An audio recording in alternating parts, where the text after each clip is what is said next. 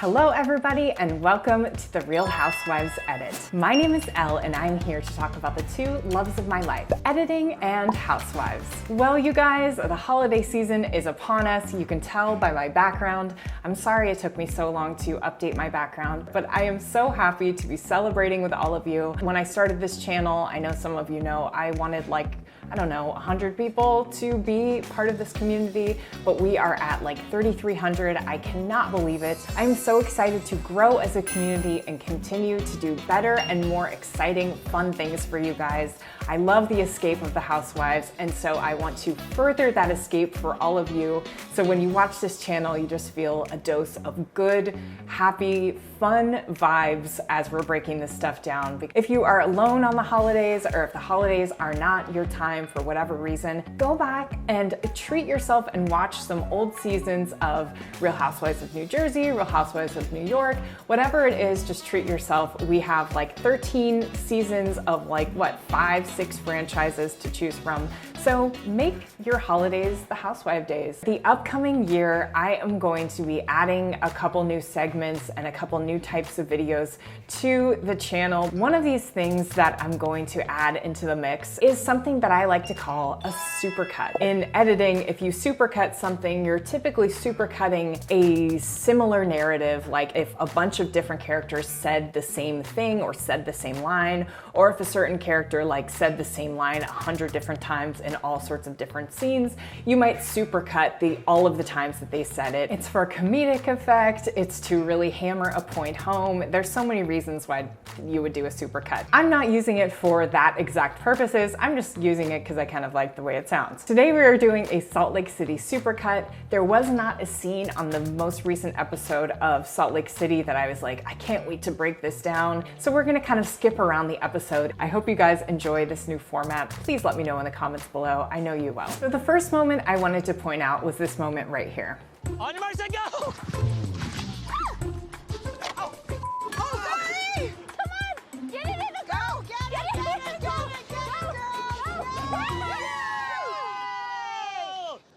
Team! Okay, so this whole games on the beach thing, honestly, antics to me, games and stuff like that, doing things even the Marilyn Monroe party that they do, let's file it under stuff you would not do if the cameras were not rolling, which makes me feel like things are going to go bad, within the franchise. It happened in Dallas, it happened in Orange County before Orange County went down on a long hiatus. Guys, just really watch the stuff that we file under. This would not happen if the cameras were not rolling. But that's not what I'm here to talk about in this moment. I actually just wanted to talk about the beautiful editor's work of doing some tracking with their names on the balls. You guys can see that there's these names and these little arrows underneath it pointing to the blow up balls, and it moves as the ladies move. I guarantee you that was some wonderful editor or assistant editor who went in there and keyframed and tracked, making the text kind of move with the ball. That's all very kind of tedious work, and I just want to give a shout out to the editor or assistant editor who had to do that tedious work. We tip our hats to you and we thank you for your service on this show. The next moment I wanted to point out was this moment where Meredith is on the beach where everyone else is surfing. Yeah, good, all right.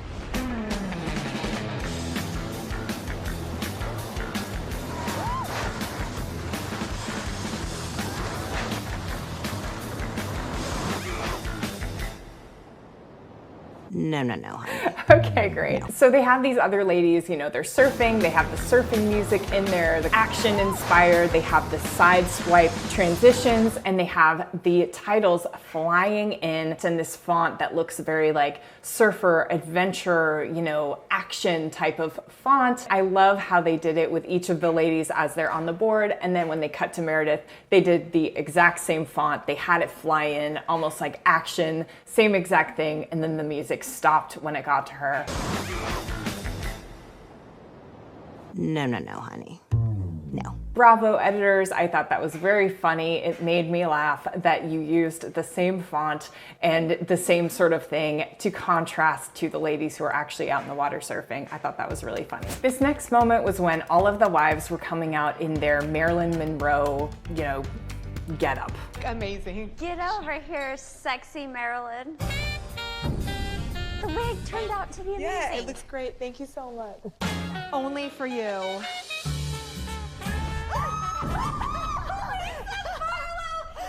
So as they're having the ladies come out, they're doing sort of this like Marilyn Monroe-esque like music, and then they freeze frame on the lady and they blur the whole background, kind of put the pink, and then they fly in the text that says the lady's first name with the last name Monroe. No, we were all going to be in the same outfit. I thought I was the only one.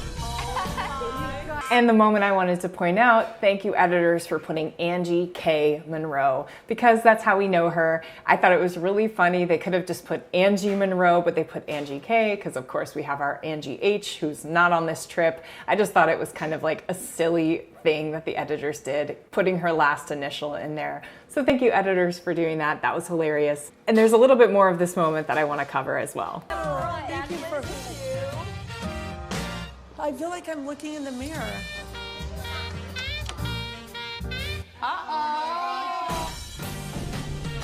You actually look really beautiful. Who's the real Marilyn? So of course, when Heather comes in and they freeze frame on her after just freeze framing on all the other ladies with really beautiful freeze frames. Remember, freeze frames are so tough because the way our faces look, I mean, you should see it. Like when I can go slow motion, frame by frame through all of my videos or through anyone, honestly, on screen or anyone that you're doing editing work with, you can always find a bad expression. We look weird 90% of the time if you slowed us down. And of course, the freeze frame shot that they picked of Heather, because she has a good sense of humor about herself and she does have kind of a relatable thing where they kind of get to poke fun at her a lot. They picked this horrible facial expression of her. Editors, couldn't you have picked a better one? I know you did it for comic effect, but let's give Heather a break. I know we're kind of making her like, oh, she's relatable, she eats like the rest of us, she says stuff like all of us, but we didn't have to do her dirty and do that freeze frame on her, although it was kind of funny and kind of in line with her character development. The next moment is something I want to call our MVDP, which is our most valuable day player. A day player in production is someone who comes in who literally just works for a day on a TV show or a movie. They have speaking lines in scenes, but they're not like a main character. I'm giving it this episode to this wonderful waiter who I thought was just fabulous. He came in, he gave us a little bit of spice, he had a character to him, but he didn't steal the scene, he didn't seem thirsty for the camera time. Let's watch. Have dinner, then a place that only serves charcuterie. Good evening, ladies. How are you? I'm so sorry to interrupt. All right, so we have the flights located at the bottom. My personal favorite being the margarita flight. Get it? I would love the margarita flight. Just love how he was just like, Personal favorite being the margarita flight. Get it? I just thought he was fabulous. I love him. I need more of him on our screen. Forget the Angies and the Danas and all of the rest.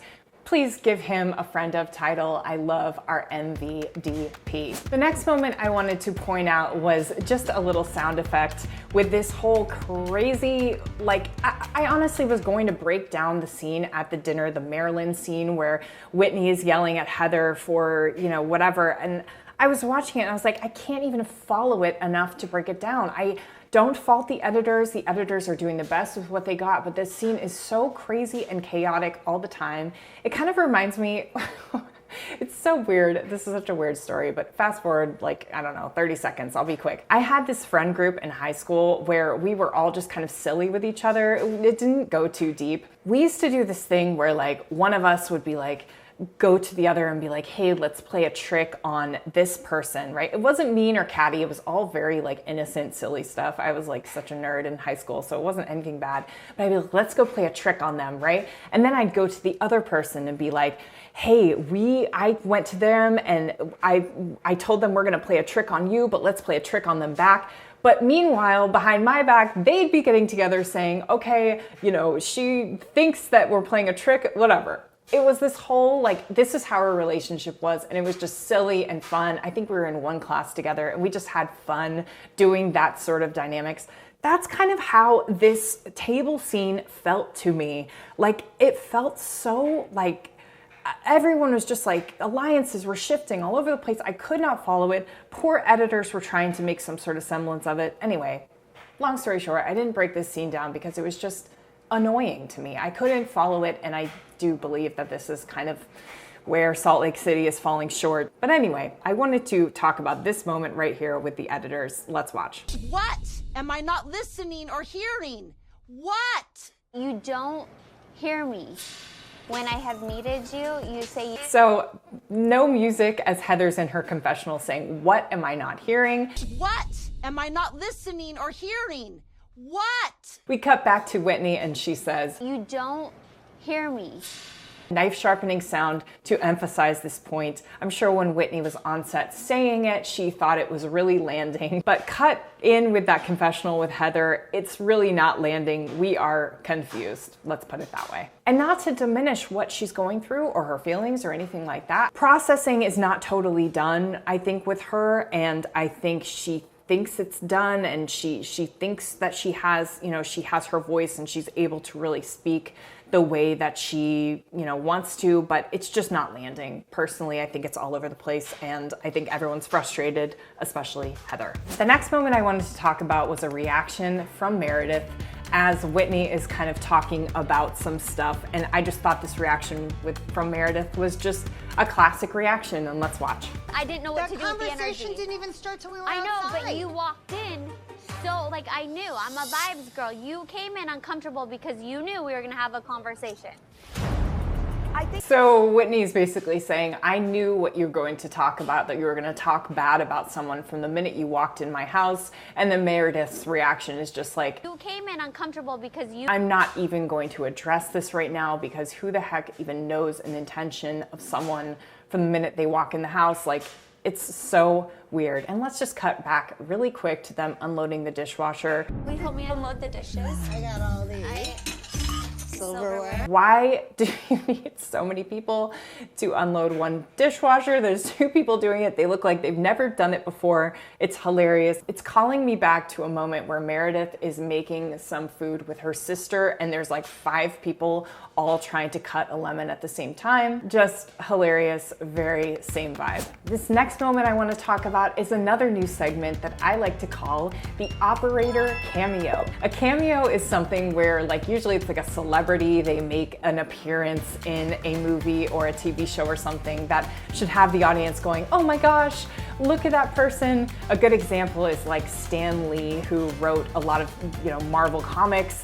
He would always be in the Marvel movies just doing a quick cameo as someone who runs a shop or something like that. This is the operator cameo, an operator being a camera operator. In this moment, we got a quick little cameo of an operator, and I'm so excited. Let's watch. No. Let's hear it. Give it all right now. Now you don't want the opportunity? No, because it's... Now's not the right time, so now I should talk over you.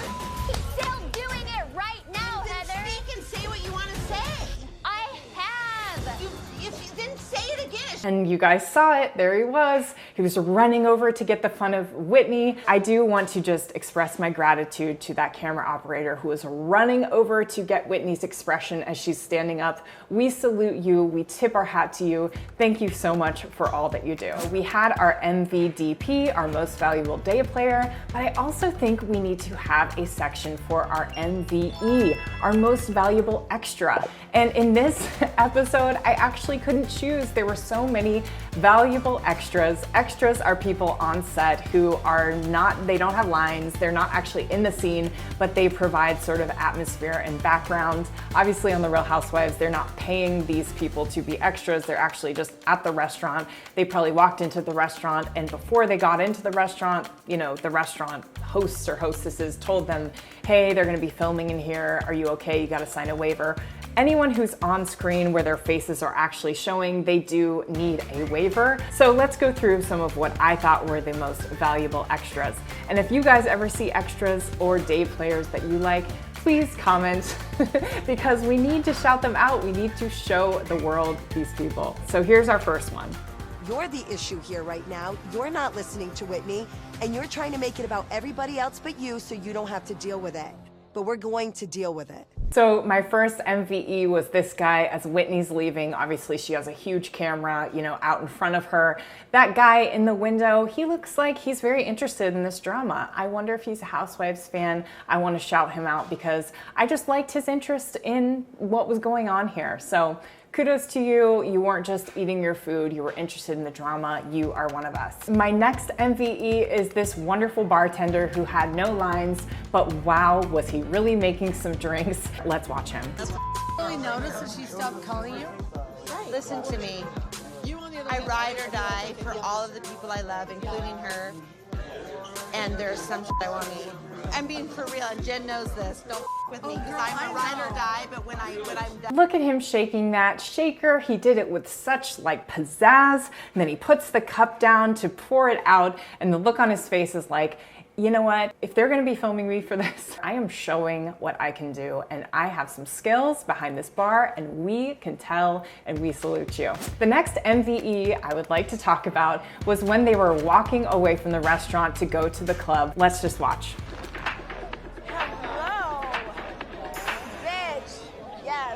These bitches. Okay, so you have the two girls who obviously are walking straight into the camera, and you can see them duck, like, let's get out of the shot. They walk towards the camera, you can see them getting more lit up, because obviously behind the camera person, they have someone with a light. And then there's a guy right behind him. He knows he's walking right into a shot, right? He sees the girls kind of bend over in front of him, like getting out of this camera's way. And the look on his face tells me that he's like, should I bend out of the way or should I just keep walking?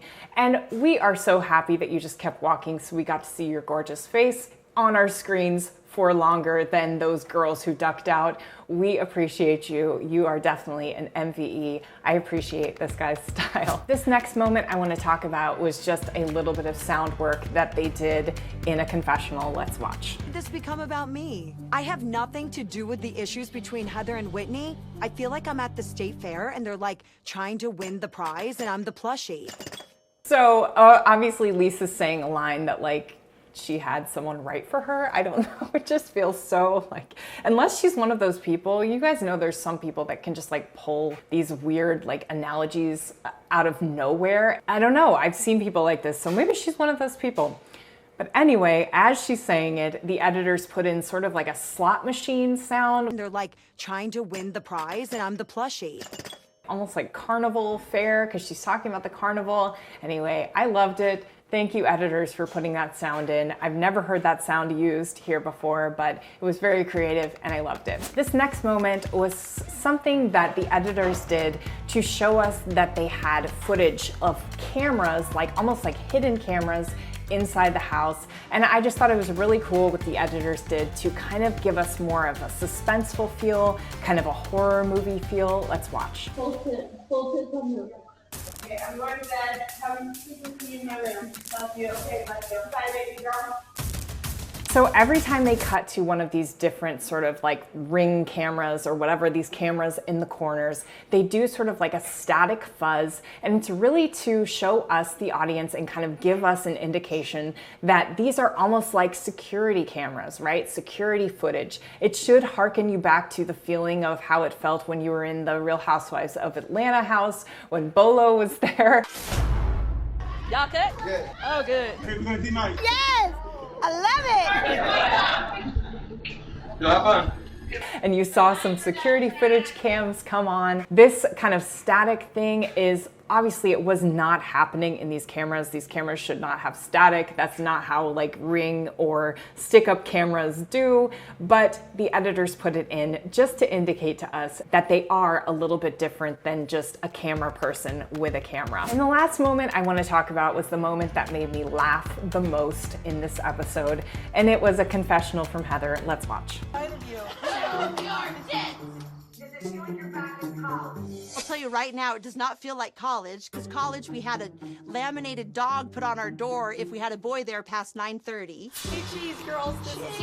I just thought that was so funny. That cracked me up. It came out of nowhere. I do not think that Heather pre-planned that answer, and that's what made it to me so much more funny than like, you know, I don't know, some sort of written line, or you can feel when it's a little bit forced. When she talks about a laminated dog being put on her door if she has a boy in her room past 9:30, because I think she went to BYU, which is more of like a Mormon university. It just made me laugh so hard when she said that. And and then they cut immediately out again to her at the pool. You know, she's going crazy, but I just thought it was so funny. And I wanted to shout out the editors for leaving in that moment and giving us that moment. And also I wanted to shout out Heather Gay for being such a wonderful housewife. I just always love Heather Gay, even though, you know, they all have moments and stuff that I don't love. I just wanted to shout her out and thank her for a serious belly laugh as I was on the stair stepper watching this episode, trying to get back into my fitness life, which is so hard, but we won't get into it. Thank you guys so much for watching. I hope you enjoyed this supercut episode. Let me know in the comments below if you like me going through the episodes like this, just picking out moments that I like. I honestly just like doing it because, like I said, this episode didn't give me a lot by way of like a major scene that I wanted to cover with you guys, but there were a lot of moments in there that were just editing genius, production genius that I wanted to call out and talk to you about. So thank you so much for watching, and until next time. We're gonna get ready for one more game. No, honey.